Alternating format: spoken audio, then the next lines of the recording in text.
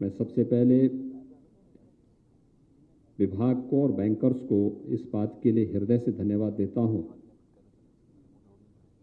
कि उन्होंने आज यहां पर एक साथ 1,90,000 उद्यमियों, हस्तशिल्पियों और कारीगरों को 16,000 करोड़ रुपए के लोन वितरण के इस बृहद कार्यक्रम के साथ वे स्वयं जुड़े हुए हैं। मैं इसके लिए आपको धन्यवाद देते हुए लोन प्राप्त करने वाले सभी उद्यमी, कारीगर और हस्तशिल्पियों को हृदय से बधाई भी देता हूं। अनेक कार्यक्रमों के जिससे आज का यह आयोजन महत्वपूर्ण है। लोन वितरण का कार्यक्रम तो हो ही रहा है, 5 CFC का भी उद्घाटन आज हुआ है, जो प्रदेश के 5 अलग अलग जनपदों में, आजमगढ़ में, अंबेडकर नगर में, सिद्धार्थ नगर में, सीतापुर में, आगरा में स्थानीय उत्पाद के प्रमोशन के लिए स्थानीय स्तर पर वह किस रूप में कार्य करेगी, उससे जुड़े हुए और उसके संचालकों के साथ अभी संवाद के कार्यक्रम को आपने देखा होगा। यही अंतर है।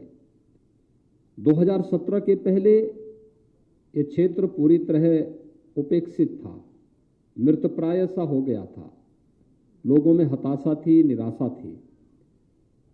और 2017 में जब प्रदेश में नई सरकार का गठन हुआ तो उस समय हम लोगों के सामने यह भी एक चुनौती थी।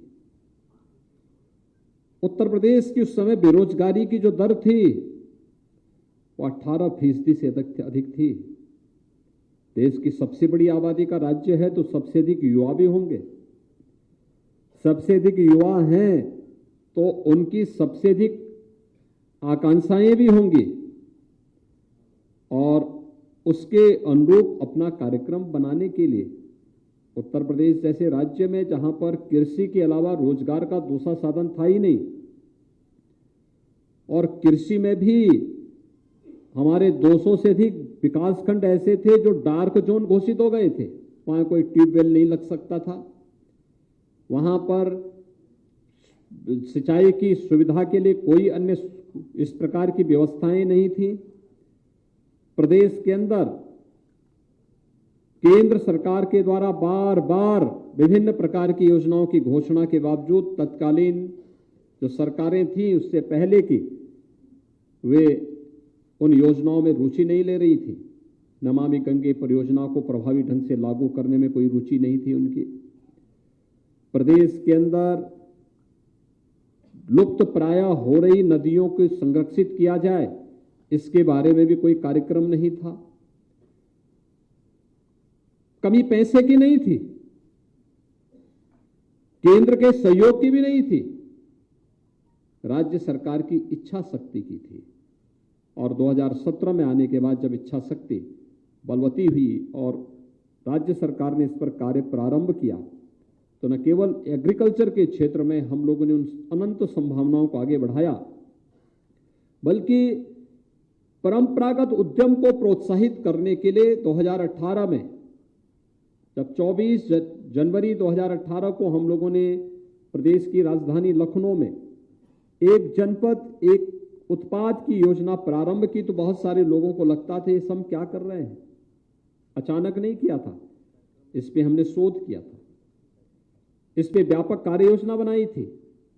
और मैं तब भी इस बात को मानता था कि एक जनपद एक उत्पाद की योजना हमारे परंपरागत उद्यमियों के साथ साथ उत्तर प्रदेश को एक्सपोर्ट का एक हब बना देगा। और आज मुझे बताते हुए प्रसन्नता है कि उत्तर प्रदेश में, जिस उत्तर प्रदेश की 2016 तक एक्सपोर्ट कुल 80,000 करोड़ के आसपास थी, आज वो बढ़ करके 1,56,000 करोड़ रुपए तक वार्षिक पहुंच चुकी है। उत्तर प्रदेश के अंदर एग्रीकल्चर के बाद सूक्ष्म लघु उद्यम, मध्यम जो उद्यमियों ने, हस्तशिल्पी और कारीगरों ने अपने कौशल का जो परिचय दिया, आज हम सबके सामने है। बहुत बड़े पैमाने पर रोजगार का सृजन हुआ। सरकार ने प्रोत्साहन देना प्रारंभ किया, बैंकर्स का सकारात्मक सहयोग प्राप्त हुआ। आज परिणाम है कि उत्तर प्रदेश बेरोजगारी की दर को कम करने में, जो देश का सबसे बड़ा राज्य है, सबसे अधिक युवा हमारे पास हैं, उन युवाओं की आकांक्षाओं के अनुरूप रोजगार देने में भी हम लोगों ने सफलता प्राप्त की। 18% से इस दर को कम करते हुए 2.9% तक, हम 3% से नीचे तक लाने में हमें सफलता प्राप्त हुई है। उत्तर प्रदेश जैसे राज्य में लोगों की इच्छा होती थी कि यहाँ पे बैंकों से जो लोन दिया जाना चाहिए, अधिक संख्या में दिया जाना चाहिए, लेकिन किनको दिया जाना चाहिए किसी को पता ही नहीं था। क्या होना चाहिए, इसका रेशियो क्या होना चाहिए, ये भी नहीं मालूम था। इस सीडी रेशियो को भी राज्य सरकार ने जब अभियान चलाया, बैंकर्स के साथ मिलकर के इस कार्यक्रम को आगे बढ़ाया। कोरोना कालखंड में भी उत्तर प्रदेश पहला राज्य था जिसने लोन मेला आयोजित किया था। पहला लोन मेला उत्तर प्रदेश से प्रारंभ हुआ था। पूरे देश के लिए वो एक मिसाल बनी थी कि कोरोना में तकनीक का बेहतर उपयोग करते हुए आदरणीय प्रधानमंत्री जी की प्रेरणा से लोन मेला हम लोगों ने तब भी आयोजित किया था। और आज हमारा सीडी रेशियो 46% से बढ़ करके लगभग 53% प्राप्त कर रहा है। यानी एक सकारात्मक पहल किस रूप में आगे बढ़ती हुई दिखाई दी, आज उसके परिणाम भी हम सबके सामने हैं। आपने देखा होगा, जिन उद्यमियों से मैं बात कर रहा था, जिन कारीगरों से मैं भी बात कर रहा था, ये कोई बहुत बड़े स्तर पर ऐसा नहीं कि इनके पास खानदानी पूंजी रही हो। इन लोगों ने अपने स्तर पर मेहनत की, अपने स्वावलंबन का रास्ता स्वयं बनाया, और आज किसी ने अलग अलग, यानी सभी ने अपने अपने स्तर पर अपने तरीके से कार्य आगे बढ़ाया। स्थानीय प्रशासन का सहयोग लिया, बैंक उसके साथ जुड़े, राज्य सरकार का और केंद्र सरकार का उन्हें समर्थन रहा। प्रधानमंत्री मुद्रा योजना, मुख्यमंत्री युवा स्वरोजगार योजना, एक जनपद एक उत्पाद की वित्त पोषण की योजना, और भी अनेक ऐसे जो कार्यक्रम प्रारंभ हुए, उन योजनाओं को आगे बढ़ाने के कार्यक्रम जब सरकार के स्तर पर प्रारंभ हुए, तो आज आप देख रहे होंगे उनके चेहरे पर एक चमक है, एक नई चमक, कि वे भी अपने पैरों पर न केवल खड़े हो सकते हैं बल्कि अन्य लोगों को भी खड़ा होने के लिए प्रेरित कर सकते हैं। और प्रेरित करने की ये परंपरा जो प्रधानमंत्री जी ने कहा था कि हमारा नौजवान आखिर कैसा नौजवान होना चाहिए, ये नौकरी के लिए भटकता हुआ नौजवान होना चाहिए या नौकरी देने वाला होना चाहिए। और मुझे लगता है इन योजनाओं ने नौकरी देने वाला नौजवान उत्तर प्रदेश के अंदर दे दिया है। ये ओडीओपी की योजना अपने आप में एक मिसाल है। 75 जनपदों की 75 उत्पाद, अब तो अलग अलग जनपदों में और भी नए उत्पाद हमारे सामने आए हैं। लोग उसके बारे में कहते हैं साहब हम इसको भी आगे बढ़ाना चाहते हैं, और हर एक ने कुछ ना कुछ नए मील के पत्थर गढ़े हैं, आगे बढ़ने के लिए एक नया माहौल दिया है। और इसीलिए यहां पर जितने भी हमारे बैंकर्स बैठे हुए हैं, मुख्य महाप्रबंधक बैंक के या महाप्रबंधक गण, अन्य वरिष्ठ अधिकारीगण बैंकों के बैठे हुए हैं, वित्तीय संस्थाओं के बैठे हैं, मेरा उन सबसे आग्रह होगा कि अभी हमारा जो सीडी रेशियो है इसे हम लगभग 53% तक पहुंचाने में तो सफल हुए हैं।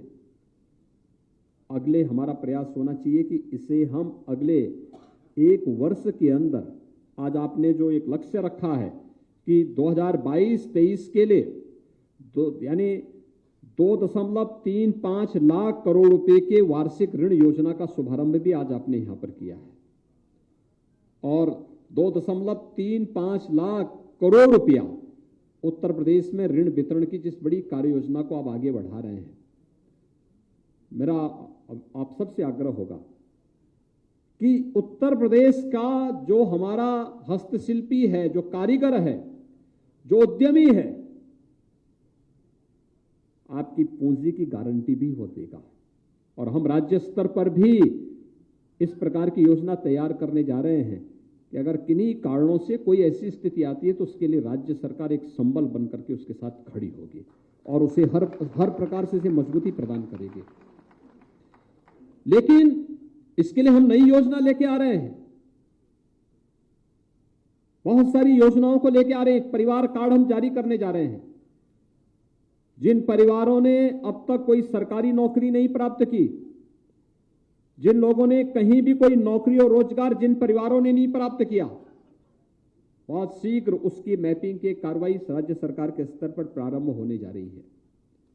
और हमारा प्रयास होगा कि कम से कम हर परिवार के एक सदस्य को नौकरी, रोजगार या स्वतः रोजगार के साथ जोड़ने के एक बड़े कार्यक्रम के साथ सरकार आगे बढ़ने जा रही है। और उसमें बैंकर्स की भी एक बड़ी भूमिका होने जा रही है। हमारे उद्यमियों का, कारीगरों का, हस्तशिल्पियों का, परंपरागत जो उत्पाद हैं, इन सभी की एक बड़ी भूमिका होगी। और इस दिशा में आप सबका आह्वान करूंगा कि हम अगले एक वर्ष के दौरान प्रयास करें कि यूपी के सीडी रेशो को हम लोग 53 से बढ़ा करके 55 तक पहुंचाने में योगदान दे सकें। और अगले 5 साल का एक लक्ष्य तय हो कि हम इसको 60% तक पहुंचाने में भी हम इसको आगे बढ़ा सकें।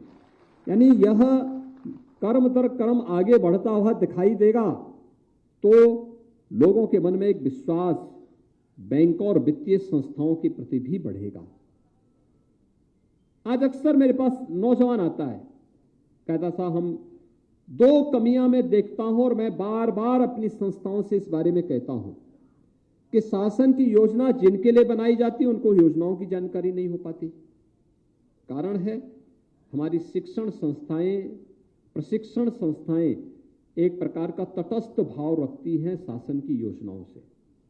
उनके लिए अनिवार्य होना चाहिए कि वे केंद्र और राज्य सरकार की हर एक उन योजनाओं के साथ जुड़े जो लोक कल्याण के लिए हैं, जो रोजगार के लिए हैं, जो स्वावलंबन के लिए बनी हुई है। उन योजनाओं की जानकारी उन्हें होनी चाहिए, पॉलिसीज की जानकारी उन्हें होनी चाहिए। और दूसरा, बैंकों के पास भी उस प्रकार की वो होनी चाहिए कि शासन की कौन सी योजना किस युवा के लिए, किस उद्यमी के लिए कहां पर उपयोगी हो सकती है। और बैंक भी अगर अपने नोडल अधिकारी के माध्यम से उस प्रकार के कार्यक्रमों को आगे बढ़ा देगी तो जो हमारे पास अक्सर नौजवान आते हैं कि हमें बैंक से लोन नहीं मिल पा रहा है, हमें इस क्षेत्र में कहां जाना है, अगर ये 2 संस्थान मिलकर के इस कार्यक्रम को आगे बढ़ा दे तो जनपद का हमारा जिला उद्योग केंद्र और जिला प्रशासन बैंकर्स के साथ मिलकर के न केवल बैंकों के व्यवसाय को आगे बढ़ाने में बहुत बड़ी मदद कर सकता है, बल्कि पैसे का तो यही एक पुरातन व्यवस्था भी है कि अगर आप पैसा एक जगह जमा कर देंगे तो डंप हो जाएगा तो उसकी वैल्यू वहीं पे स्थिर हो जाएगी। अगर हम उसको सर्कुलेशन में लेके आ जाएंगे तो उसकी वैल्यू भी बढ़ेगी। और मुझे लगता है पैसा जितना मार्केट में जितना घूमेगा, जितने उसकी रफ्तार बढ़ेगी, उतनी ही तेजी के साथ वह अर्थव्यवस्था को भी मजबूती प्रदान करते हुए आपके व्यवसाय को भी बढ़ाने में मदद करेगा। और बैंकों को इस दिशा में आगे बढ़ने की इस कार्य योजना के साथ आगे कार्य करना होगा। मैं धन्यवाद दूंगा कि आज ओडीओपी योजना को अमेजिन के साथ, उनके ई-कॉमर्स योजना के साथ जोड़ने में भी आज एक एमओयू के साथ आगे बढ़ाने की कार्रवाई बढ़ी है। अमेजिन जैसी अन्य संस्थाओं के साथ ओडीओपी की हम लोगों की पहले से एमओयू है। ई-कॉमर्स जैसी संस्थाओं के साथ अब जुड़ करके कानपुर के माध्यम से अन्य स्थानों में भी हम इन कार्यक्रमों को आगे बढ़ाने में हमें मदद मिलेगी। और मुझे विश्वास है कि आज का एक कार्यक्रम प्रदेश के अंदर अभी हम लोग आज 16,000 करोड़ रुपए के ऋण वितरण के कार्यक्रम को पूरे प्रदेश के अंदर अलग अलग स्थानों पर इस कार्यक्रम के साथ जुड़े हुए हैं। मेरे साथी वहां पर अलग अलग जनपदों में एक कार्यक्रम प्रारंभ होंगे, सभी जनपदों में कार्यक्रम चलेंगे। हमारा प्रयास हो कि ये सरकार की 100 दिन की कार्य योजना का हिस्सा था। अभी हम 6 महीने के अंदर फिर 25 सितंबर के अंदर फिर से एक बार फिर से मिलेंगे और हमारा प्रयास हो कि तब के लिए फिर की कार्य योजना हमारी आगे बढ़े, जिससे 2,35,000 करोड़ रुपए के जिस लोन वितरण के कार्यक्रम को हम आगे बढ़ाने का कार्य कर रहे हैं, सही और पात्र लोगों तक शासन की इन योजनाओं का लाभ उन्हें उपलब्ध कराने में बैंकर्स की मदद से उन्हें आगे बढ़ाने के लिए एक प्लेटफॉर्म उपलब्ध करा पाएंगे और हम उत्तर प्रदेश के सीडी रेशो को भी बेहतर करने में हमें सफलता प्राप्त हो पाएगी। एक बार फिर से अधिक नौजवानों को स्वावलंबन की ओर अग्रसर करने की केंद्र और राज्य सरकार की योजनाओं को हम व्यवस्थित रूप से आगे बढ़ाएंगे। इस विश्वास के साथ मैं एक बार फिर से जो भी लाभार्थी आज यहाँ पे लोन प्राप्त कर रहे हैं उन सभी कारीगर, हस्तशिल्पी और उद्यमियों को मैं हृदय से बधाई देता हूँ और विश्वास व्यक्त करता हूँ। एक और मुझे उनसे कहना है, प्रधानमंत्री जी डिजिटल बैंकिंग की बात कर रहे हैं, तो उन सब से बैंकों से मेरा आग्रह होगा कि जो भी लोग लोन प्राप्त कर रहे हैं डिजिटल लेन देन के साथ अगर हम उन्हें जोड़ सकेंगे, उसकी ट्रेनिंग दे सकेंगे, तो यह डिजिटल बैंकिंग को भी प्रोत्साहित करने का एक बेहतरीन माध्यम मिलेगा। क्योंकि उत्तर प्रदेश में जितना मैन पावर आपको मिलेगा, जितना अच्छा स्कोप आपके सामने होगा, मुझे लगता है कि वह अन्यत्र मिलना कठिन होगा और इसका हमें बेहतर लाभ उठाना होगा। मैं एक बार फिर से आप सबके प्रति हृदय से अपनी शुभकामनाएं देता हूं। बहुत बहुत धन्यवाद। जय हिंद।